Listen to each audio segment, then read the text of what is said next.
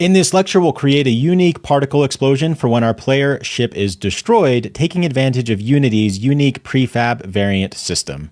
There's a few different ways to take advantage of the prefab system inside of Unity. That includes nested prefabs, prefabs inside of prefabs, as well as the prefab variant system.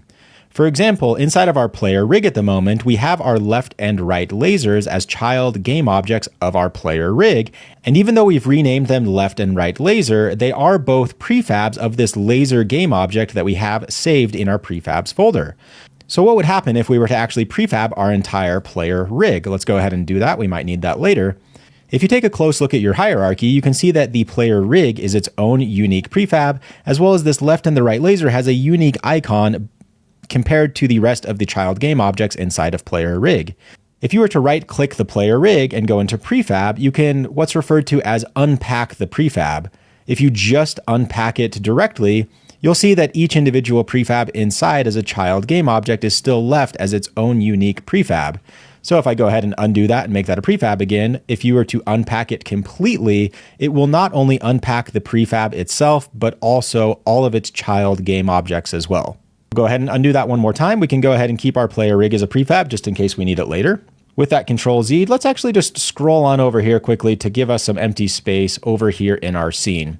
You don't have to follow along with this part, but if you could actually just watch closely, we can give a couple few other examples just to make some points crystal clear.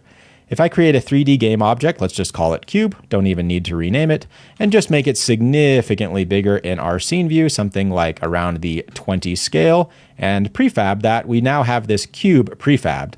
Now stating the obvious, but if you were to drag that into our scene, slide it over, ta-da, we've got the exact same cube. However, if I was to go into our first cube and create another 3D object, let's just create a sphere this time, and actually prefab this sphere, if I just slide this outside of my cube, you can see my sphere is roughly the same size of its parent prefab game object, this cube.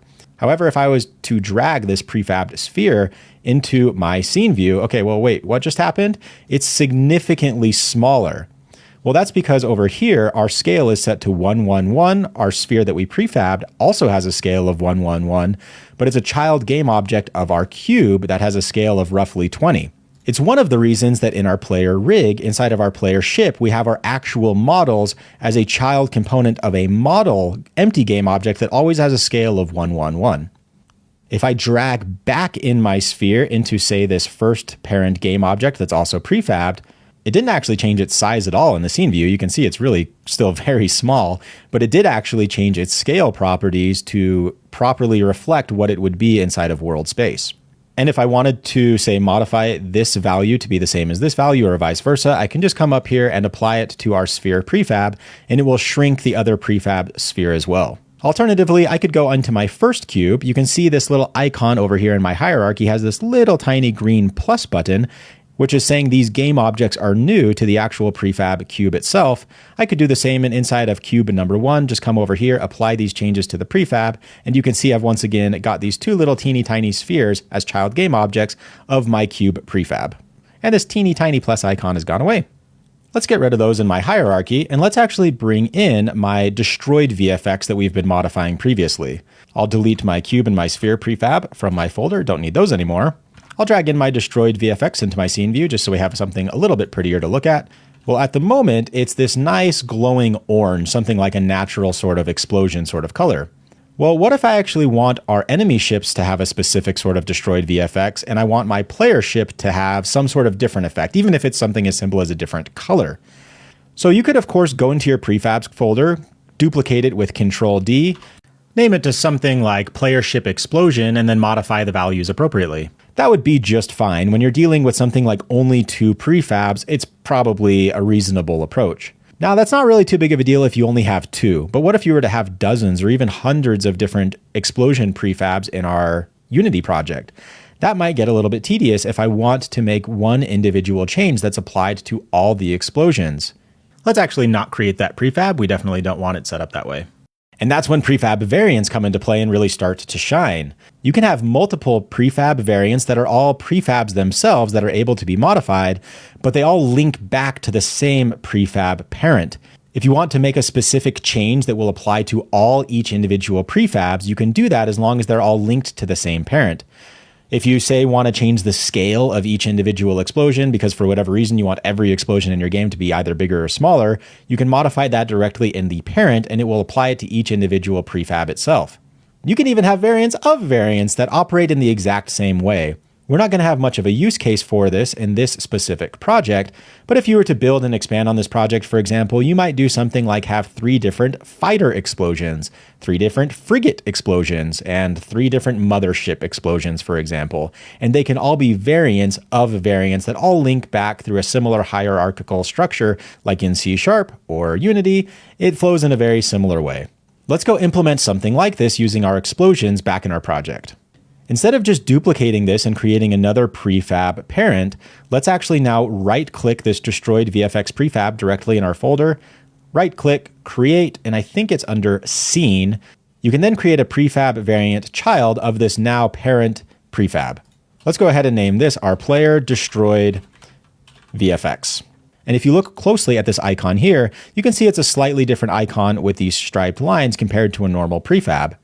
With your prefab variant selected over here on the right, you can actually see the variant parent directly linked to this VFX. So let's actually click our destroyed ship VFX parent, and I'm going to rename this to base destroyed VFX. Let's create one more variant for what will now be our enemy explosion. So right click, create, scene, prefab variant, and we'll call this our enemy destroyed VFX. And to make this clear, let's just delete the one in our hierarchy at the moment, and let's drag in our base VFX, enemy, and our player variants that we just created. I'm just going to drag them into my scene directly here, even though they're stacking on top of each other at the moment. I'll put my player destroyed VFX on the left and my enemy on the right. You can actually play all 3 of these particle effects if you click and highlight all 3 of them in your hierarchy, and then you can actually just play them all together. I think we've got enough nice spacing to kind of give us some visuals, and we can start to play around with these different variants. To give you a nice visual representation of how some of these properties are modified, let's just change something like the particle speed to give us a nice visual representation. On our player, let's just change our start speed from 50 to something significantly higher, so something like 300, see what that looks like. Okay, there you go. You can already immediately see the difference between all 3, and let's just change our enemy destroyed VFX to say something like 10 for now. You can now see that all 3 will have some very differently distinct speeds. Now, it's a bit tricky. You don't actually have to do this part, but you can see that each individual particle has this weird sort of highlighted border orange, which makes things a little bit tricky to see. You can actually disable that if you'd like by going into gizmos and then unticking selection outline. With that unticked, now you won't actually see that funky sort of orange outline on each individual particle. You can have a bit of a better representation of what it will actually look like in your game view. But let's say for whatever reason you wanted to add a trail to each individual particle and you didn't want to do that separately in between your player and your enemy. Well, because of the power of prefab variants, you can actually just modify the base destroyed VFX and it will automatically get applied to each individual variant. So just as an example, you could come down here, tick on trails. I don't think it's going to have a material by default. So let's just actually drag this in. I'm going to lock this in our inspector and we'll just drag in this destroyed ship particle. This might actually look a little bit goofy. Let's just add in our laser. It doesn't really matter. We're just giving you an example. On our base destroyed material, let's just see what that looks like. Hey, that kind of looks pretty cool. Didn't expect that cool of an effect. You can see that it's applied to our base destroyed VFX, but you can see if you look really closely on mine or even just yours if you're following along, this trail material and the material is just ever so slightly bolded to show that it actually hasn't been applied to the prefab yet. If you right-click any of those properties, you can apply it to the prefab base destroyed VFX. So let's go ahead and do that. We might actually have to do it for our trail material as well. Let's go ahead and do that as well. Apply it to the prefab base destroyed VFX. And it looks like we got some sort of warning, mismatching array size. Okay, that's just because we have a array of materials. Let's just go ahead and click that. I didn't actually expect to get that warning. I don't think we should have any issue. If everything worked properly, we should now be able to click, yep, all 3 of our VFX, and they all have the trail applied, even though you can barely see it on the enemy because it's just so small, but you can see that laser trail being applied. And you can actually go the other direction as well. If you apply something to a variant and you decide, wow, hey, that actually looks pretty cool, you can actually go upstream on the hierarchy and start to change the parents attached to that variant. So for example, let's just say you wanted to make something like the parent destroyed prefab. Let's actually just make the trail renderer material red, for example, just as a quick example. So going down into renderer and just changing this to red. I don't actually think it's going to look very good, but if you were to restart this, it's not glowing because it doesn't have the emission. You can now see the trail is just red. However, the other three should just still be the same. But if you'd like to apply that upstream, you can kind of do the same thing, right click. And because this is a variant, you now have the option to either apply an override, which will actually change it to this specific prefab. Just to be clear, that would be the same sort of effect if you were to scroll all the way to the top, click the overrides button and click the apply all button, except just to that specific property. So I'm not going to do that. So if we scroll back down to our renderer, we have this trail material. You can right click and you can also see the option to apply it to the prefab base destroyed VFX, which is our parent. If you were to select this, which I will, I think you should see that all three should now have this ugly red sort of trail to it, which will introduce us to this lecture's challenge. Create a prefab variant off our base destroyed VFX for both the player and the enemy, if you haven't already. Modify them to each be different according to your own preferences. I'm just probably going to make my players green and make the enemies red, shift up the speed a little bit and call it good.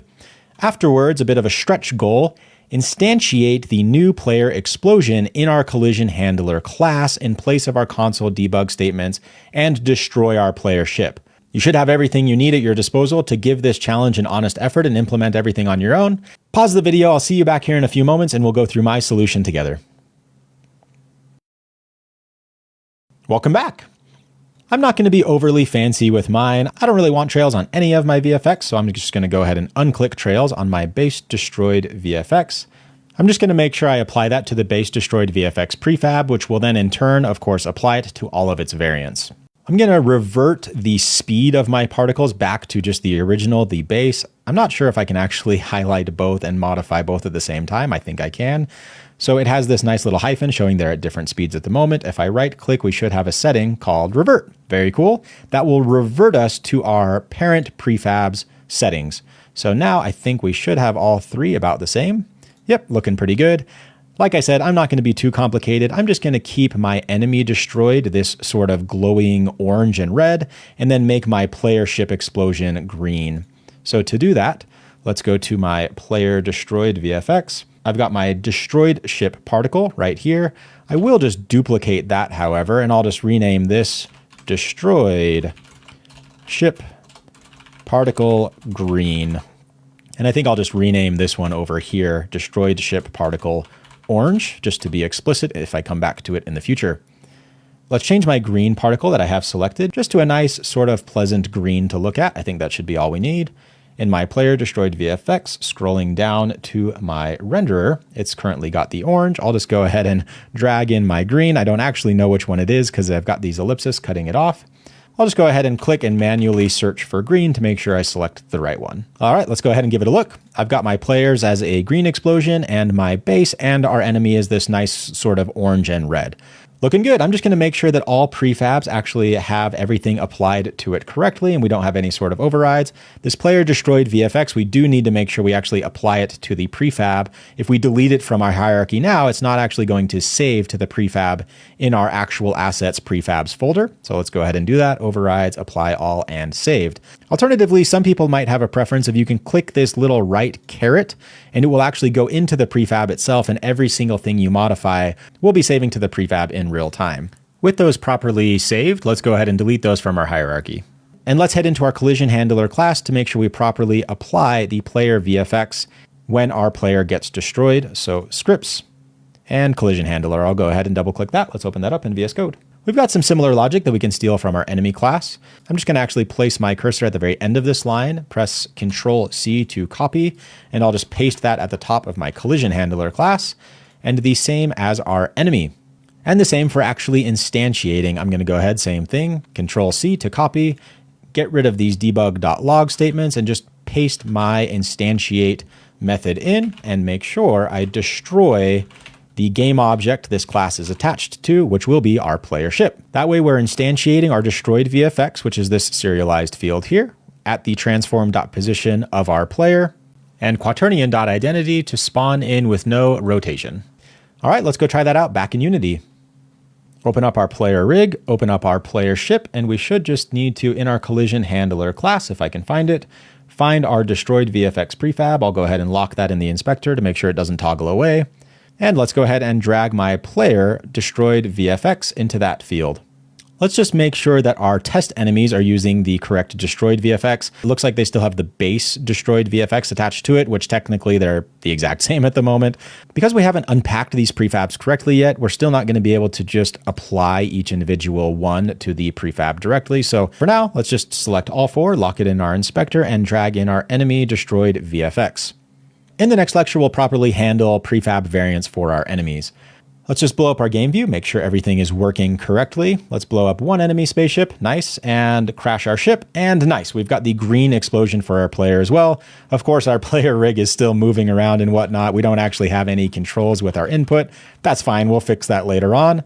For now, it looks like everything is working as intended, and I'm excited to move on. When you're ready for the next one, I'll see you there.